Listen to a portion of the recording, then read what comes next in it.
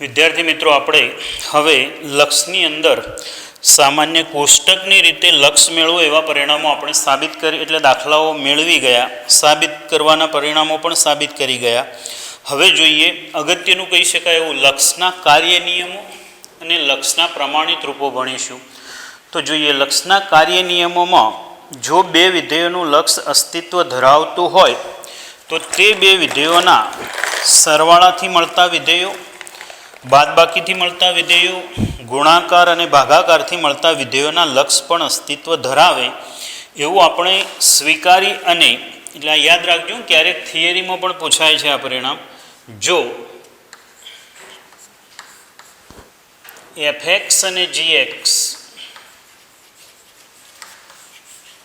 fx અને gx વાસ્તવિક ચલના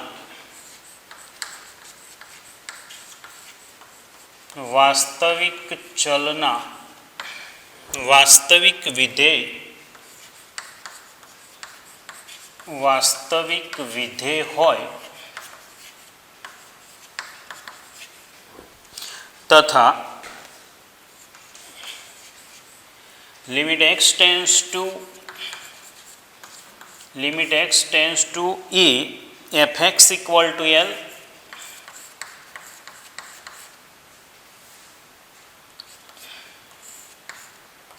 અને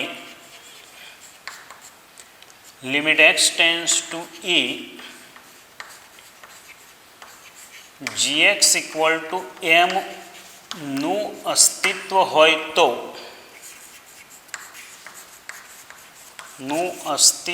હોય તો બે વિધેયોના લક્ષનું અસ્તિત્વ હોય તો એક પહેલો નિયમ આવો આવશે, limit x tends to e fx plus gx equal to, બે વિધેયોના સરવાળાનું લક્ષ એ બંનેના લક્ષના સરવાળા જેટલું થશે. Limit x tends to e fx plus limit x tends to e gx. એટલે બે વિધેયોનો સરવાળો કરીએ અને લક્ષ લઈએ કે બંનેના લક્ષનો સરવાળો કરીએ, બંને સરખા છે. સમજાય માટે હું એક ઉદાહરણ લખું છું. દાખલા તરીકે limit x tends two 1 x નો ઘન પ્લસ x. તો આના માટે આપણે આવું લખી શકીશું, limit x tends two 1 x નો ઘન plus limit x tends two a એટલે 1 x. બે વિધેયનો સરવાળો કર્યા પછી લક્ષ લઈએ કે લક્ષ લીધા પછી સરવાળો કરીએ, બંને સરખા જ છે એવો અર્થ થશે. આ સરવાળા માટેનું પરિણામ. આવું જ એક બાદબાકી માટેનું પરિણામ છે, એટલે કે જો બંને વચ્ચે માઇનસ હોય, અહીંયા માઇનસ હોય તો અહીંયા માઇનસ આવશે. સમજી શકાય એવું જ પરિણામ છે. એટલે બંનેનો તફાવત હોય તો પહેલાનું લક્ષ માઇનસ બીજાનું લક્ષ લખી શકાય. આ પરિણામો આપણે સાબિતી વગર સ્વીકારી લેવાના છે. બીજું છે limit x tends to e fx into gx equal to limit x tends to e fx into limit x tends to e gx. આમાં એવું જ થશે, બે વિધેયોનો ગુણાકાર કર્યા પછી વિકલન લઈએ કે લક્ષ લઈએ કે લક્ષ લીધા પછી આ fxનું લક્ષ છે, આ fxનું લક્ષ છે, આ gxનું લક્ષ છે. બે વિધેયોનું લક્ષનો ગુણાકાર કરો કે બે વિધેયોનો ગુણાકાર કરીને લક્ષ મેળવો સમાન છે. એવું જ ભાગાકાર માટે પણ લખી શકાય. Limit x tends to e fx upon gx એટલે કે limit x tends to e fx ભાગાકારમાં limit x tends to a g x, એટલે કે આપણે એલને એમ કહીએ છીએ તે આ એલ અપોન એમ, આ છે એલ ઇન્ટુ એમ, આ છે L plus or minus M, જ્યાં એમ 0 છેદ 0 ના હોવો જોઈએ. આ પ્રમાણે ભાગાકારનો નિયમ થશે. અને યાદ રાખજો. અને ચોથો નિયમ છે અચળનો નિયમ, limit x tends to a k into f x equal to k into limit x tends to a f x, જ્યાં કે અચળ.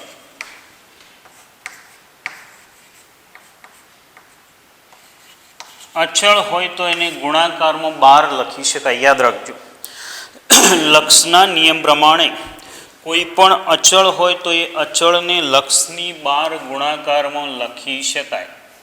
કે અચળ છે, અચળ હોય એને લક્ષની 12 લખી શકાય. 12 હોય તો અંદર પણ લઈ જઈ શકાય. કે અચળ છે, જે ન બદલાય તેઓ સામાન્ય રીતે વાસ્તવિક સંખ્યા હશે. તો આ એના 4 કાર્ય નિયમો છે. હવે એના 2 પ્રમાણિત રૂપો જુઓ. પરીક્ષામાં લખવા માટે તમે આ લખજો, પણ બુકમાંથી લખજો, એટલે ક્યાંક જરૂર પ્રમાણેનું પરિણામ રહી ગયું હોય તો લખી શકાય. ત્યાર પછી લક્ષના પ્રમાણિત રૂપો, એ જ પ્રમાણિત રૂપો આપણે ભણવાના છે. એ 2 પ્રમાણિત રૂપો આવા છે.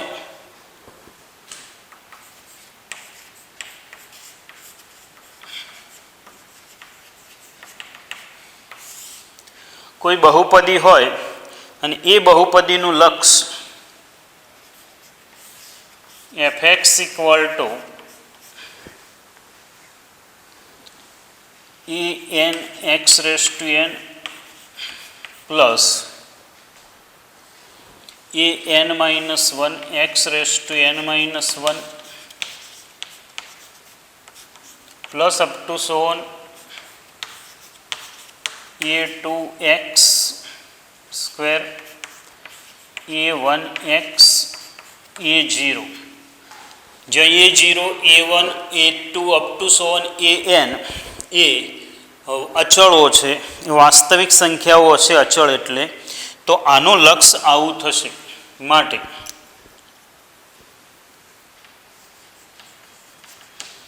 Limit x tends to a f x equal to limit x tends to a, આ એફ એક્સની જગ્યાએ આખું પરિણામ લખી લઈએ અને દરેકની અંદર આ કાર્ય નિયમોનો ઉપયોગ કરીએ તો આવું થાય. A n a raise to n up to so on a 2 a square a 1 a અને એ 0. આ થશે એફ ઓફ એ. ટૂંકમાં એમ કહેવાય છે કે કોઈ પણ બહુપદી હોય તો આપણે ડાયરેક્ટ એમાં લિમિટ મૂકી શકીએ. દાખલા તરીકે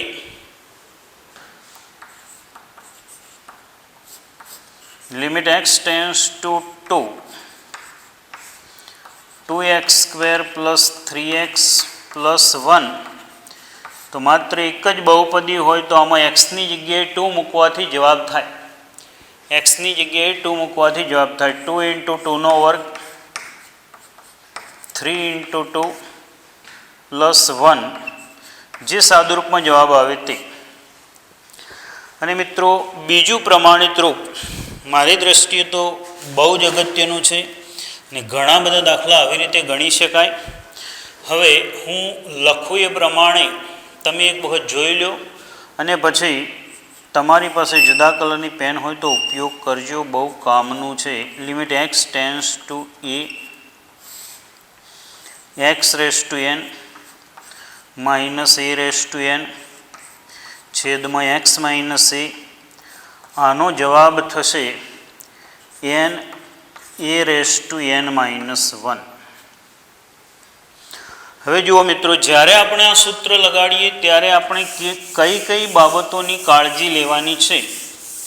તો જ્યારે આપણે આ સૂત્ર લગાડીએ ત્યારે આટલી બાબતો ધ્યાનમાં રાખવાની અને જો એટલી બાબતોનું પાલન થતું હોય તો જ આપણે સૂત્ર લગાડી શકીએ. તો સૌથી પહેલાં જુઓ, અહીંયા આ એક્સ છે, આ એક્સ હોવો જોઈએ. આ ત્રણેય જગ્યાએ એક્સ, આ ત્રણ જગ્યાએ એક્સ હોવો જોઈએ. એક્સ એટલે કોઈ પણ એક્સ હોય તો ચાલે, પણ એ એક્સ, એ ત્રણે ત્રણ એક્સ સમાન હોવા જોઈએ. જે પણ હોય તે એક્સ ન હોય તો પણ ચાલે, એક્સ હોય તોય ચાલે, જે પણ હોય તે આ ત્રણ કિંમતો સરખી હોવી જોઈએ, એક નિયમ. બીજો નિયમ, આ ત્રણેય જગ્યાએ આ સંખ્યાથી ભિન્ન એવી આ ત્રણ કિંમતો સમાન હોવી જોઈએ.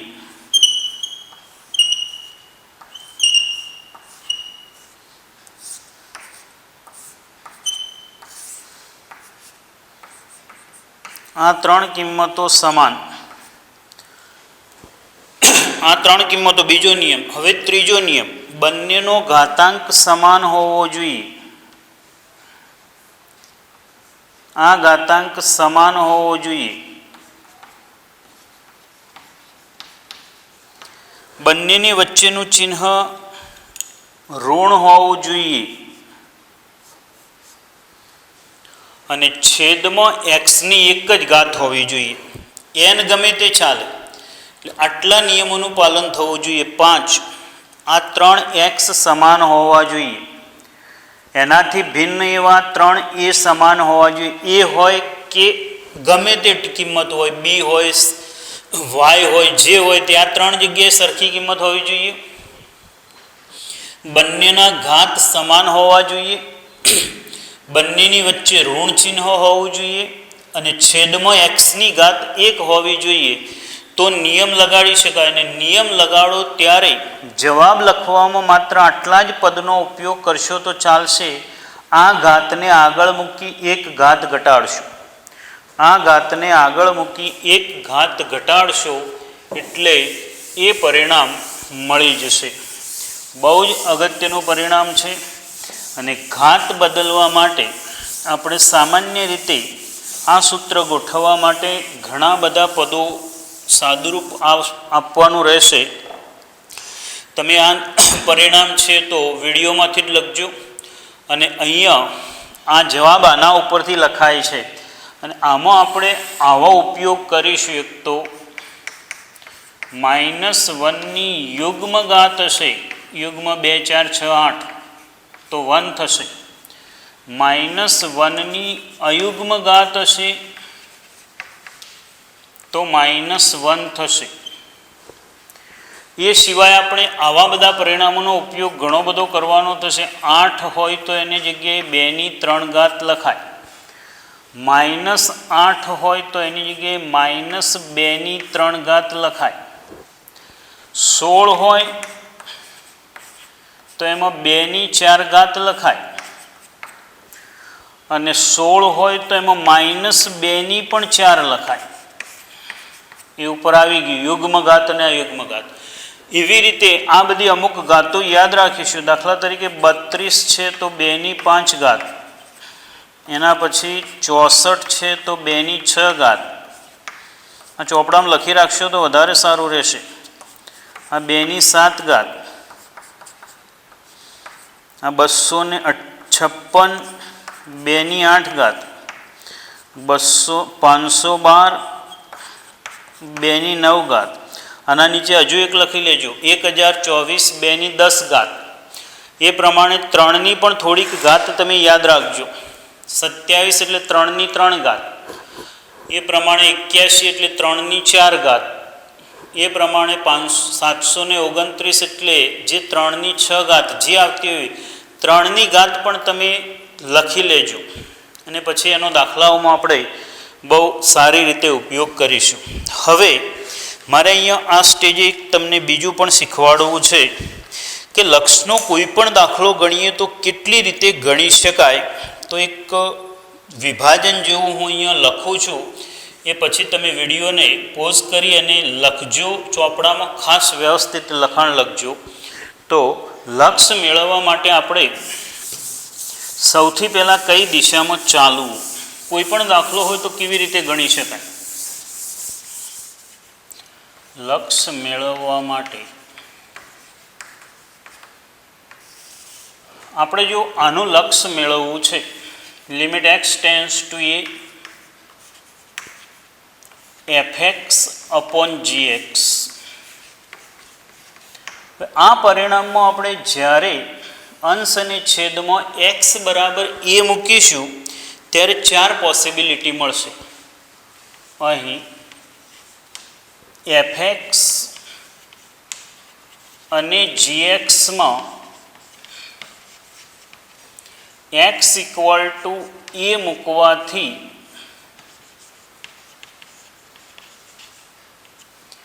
નીચે મુજબની શક્યતાઓ મળે.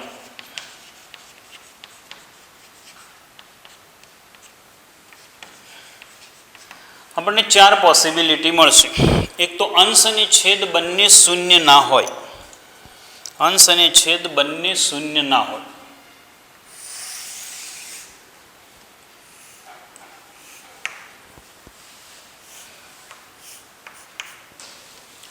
જો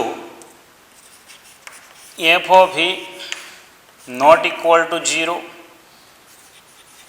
અને g of a is also not equal to 0,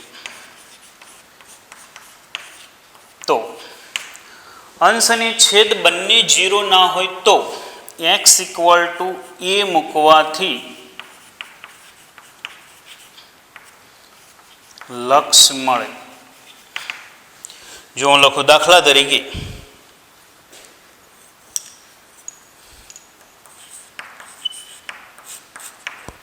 limit x tends two 2 x plus 1 છેદમાં x પ્લસ 2, તો આમાં આપણે અંશમાં x બરાબર 2 મૂકીએ અને છેદમાં x બરાબર 2 મૂકીએ તો આવું થાય 2 વત્તા 1 2 વત્તા 2 3/4 જવાબ. આ ડાયરેક્ટ જવાબ જ મળી જાય. એટલે અંશ અને છેદ બંને 0 ન થતા હોય તો ડાયરેક્ટ લિમિટ મૂકી શકાય અને લિમિટ મૂકવાથી જે મળી જાય તે આપણા લક્ષનો જવાબ મળી ગયો. બીજી પોસિબિલિટી કે જો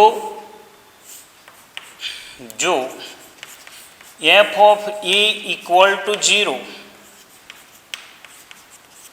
પરંતુ g of a not equal to 0, તો x બરાબર a મૂકવાથી જવાબ a મૂકવાથી લક્ષ મળે. એટલે અંશ 0 થતો હોય, છેદ 0 ન થતો હોય તો પણ ડાયરેક્ટ કિંમત મૂકી શકાય. દાખલા તરીકે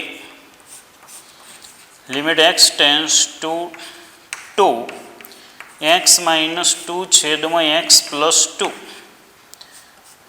તો આમાં મૂકો તો 2 માઇનસ 2 છેદમાં 2 પ્લસ 2 એટલે 0/4 0 જવાબ.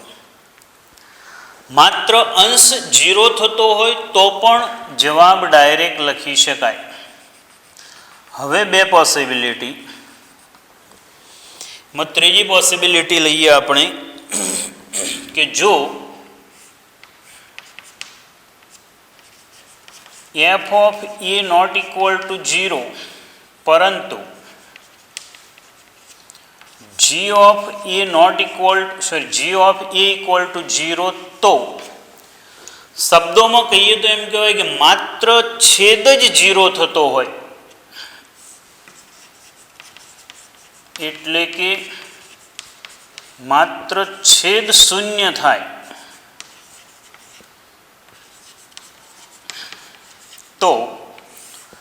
તો લક્ષ અસ્તિત્વ ધરાવતું નથી.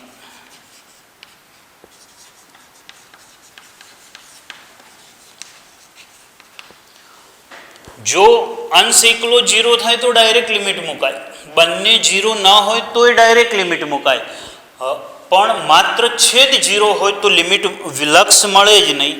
અને જો બંને 0 થાય સામાન્ય રીતે આવા દાખલા જ વધારે હશે, બંને 0 થાય તેવા. બંને 0 થતું હોય, જો f of a equal to 0 અને g of a equal to 0, તો લક્ષ અસ્તિત્વ ધરાવે તે મેળવવા માટે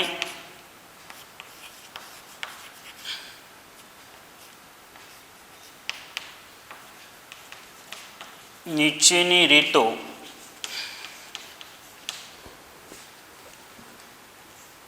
ની મદદથી મેળવી શકાય.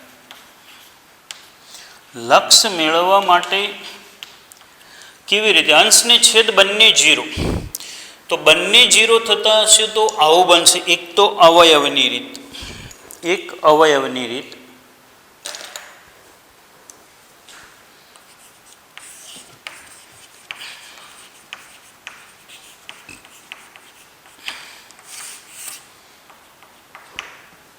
અંશ અને છેદ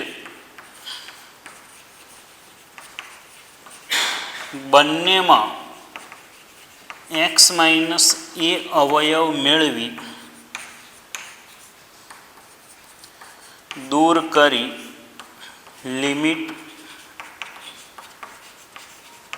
મેળવી શકાય.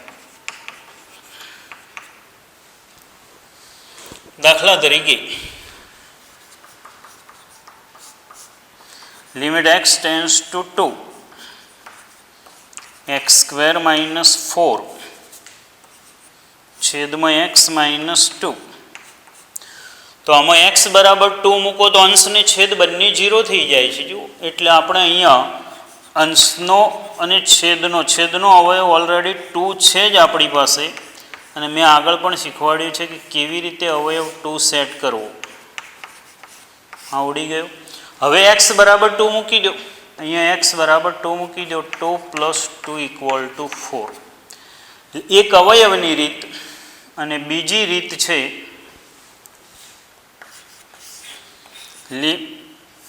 પ્રમાણિત સ્વરૂપની રીત. હમણાં જ આપણે જે પેલું પ્રમાણિત સ્વરૂપ લખ્યું તે.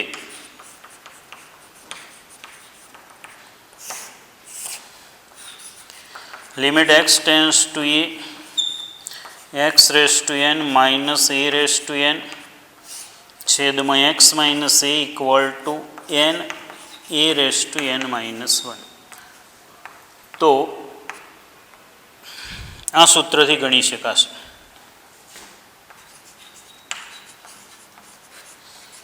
આ સૂત્રમાં 5 પરિણામ હોવા જોઈએ. 3x સરખા હોવા જોઈએ, 3a સરખા હોવા જોઈએ, આ બંને x હોવા જોઈએ, એ તો આવી ગયું. બંનેની ઘાત સરખી હોવી જોઈએ, બંનેની વચ્ચે માઇનસ હોવું જોઈએ, અને છેદમાં xની ઘાત 1 હોવી જોઈએ. હવે આના સિવાય અમુક રીતો ભાગ પાડીએ તો બની શકે કે છેદમાં વર્ગમૂળ આવતું હોય તો અનુબદ્ધ અથવા સમય સંખ્યા વડે ગુણી અને વર્ગમૂળ દૂર કરી શકાય. એ રીત પણ એ આમ જોઈએ તો આનો ભાગ જ છે. હું તમને દાખલા તરીકે સમજાવું તો જુઓ, આ પ્રમાણિત રૂપમાં આના નીચે એક ઉદાહરણ લખજો. બહુ સરસ ઉદાહરણ છે કે આ દાખલો ગણવો છે. જુઓ, એક જ ઉદાહરણ સરસ હું તમને સમજાવું છું. જો તમને આ સૂત્ર ગોઠવાઈ જશે તો કેટલું સરસ પરિણામ મળશે. તો જો આવું છે, લિમિટ x ટેન્ડ્સ ટુ 0, આના નીચે લખજો લિમિટ x ટેન્ડ્સ ટુ 0.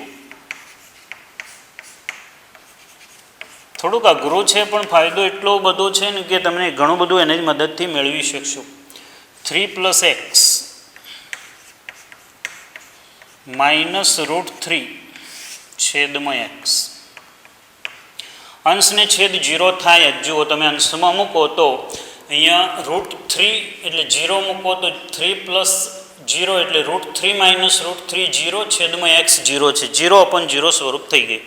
હવે મિત્રો અહીંયા આ સૂત્ર ગોઠવવું છે તો અહીંયા 3 પ્લસ એક્સ છે તો હું આવું લખું છું. જોજો, શરૂઆતમાં થોડુંક અઘરું લાગશે, બાકી જે વિચારી શકે એમના માટે બહુ ફાયદાકારક છે. હું અહીંથી આ લિમિટની બંને બાજુ તગડો ઉમેરી દઉં છું 3. આ બાજુ 3 ઉમેર્યા એટલે ઇમ્પ્લાઇઝની આ બાજુ 0માં 3 ઉમેર્યા એટલે 3 થાય. અહીંયા એક્સ પ્લસ 3 તો છે જ. આ એક્સ પ્લસ 3 એટલે કે 3 પ્લસ એક્સ છે મારી પાસે. વર્ગમૂળ એટલે 1/2 ઘાત. ઘનમૂળ એટલે 1/3 ઘાત. આને લખાશે 1/2 ઘાત.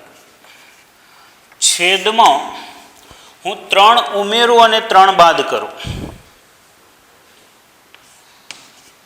જો પહેલી વખતે તમને કદાચ એવું લાગશે કે આટલું બધું અઘરું કેવી રીતે આવડે, બાકી બહુ સરળ થઈ જશે. જુઓ મેં શું કર્યું, આ 3 જગ્યાએ સરખી કિંમત ગોઠવવા માટે આ 3 પ્લસ એક્સ હતા એટલે અહીંયા 3 ઉમેર્યા એટલે મારે બાદ કરવા પડ્યા.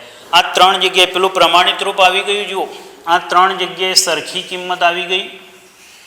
આ 3 જગ્યાએ સરખી કિંમત આવી ગઈ. આ 3 જગ્યાએ સરખી કિંમત આવી ગઈ. બંનેની ઘાત સરખી થઈ ગઈ. બંનેની વચ્ચે માઇનસ આવી ગયું અને છેદમાં 1 ઘાત આવી. હવે આનો જવાબ લખીએ એટલે 3/1/2 ઉપરથી ઘાત આગળ મૂકીને 1 ઘાત ઉડાડી દો. 1 ઘાત ઓછી કરો એટલે તમે જોઈ શકશો કે કેવું મળે છે. તો 1/2 3/1/2 -1 ઇક્વલ ટુ અહીંયાથી થશે 1/2. આ 3ની -1/2 એટલે 1/3ની 1/2. જવાબ થશે 1/2√3. આ જ પ્રશ્નને તમે બીજી રીતે ગણી શકો, પણ કેટલી સરળ રીતે મેં ગણ્યો. જુઓ અહીંયા ઉદાહરણ 21 બુકમાં આપેલું છે, પેજ નંબર 157 પર.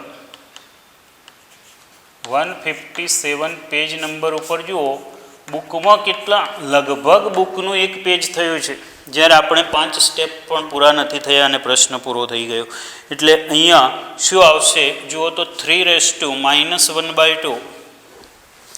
તો એમાં એક્સ પ્લસ 156 પેજ ઉપરનું છે અને ઉદાહરણ 21 નહીં પણ 20 છે. જુઓ તો હવે તમે એ પેજ કેટલું બધું લખાણ લખવું પડ્યું છે, એની સામે આપણે કેટલામાં કામ પૂરું કર્યું. તો વિદ્યાર્થી મિત્રો, કાર્ય નિયમો, પ્રમાણિત રૂપ અને 4 પોઈન્ટ બરાબર ચોપડામાં લખી અને વ્યવસ્થિત એક વખત જોઈ લેજો. બહુ એમ કહીએ કે સાયન્સની રીતે ભણતા હોય એવી રીતે લક્ષ આપણને ભણવા મળ્યું છે. એનો તમે આ પોઈન્ટ નોંધી અને આ પરિણામ ગોઠવવાનો પ્રયત્ન કરશો તો ઘણો બધો ફાયદો કરી શકીશું. બરાબર, એક વખત ફરીથી તૈયાર કરી લેજો. ચોપડામાં કલર પેનનો ઉપયોગ કરીને લખી લેજો. આપણે આજે આ લેક્ચરમાં આટલા સુધી રાખીશું.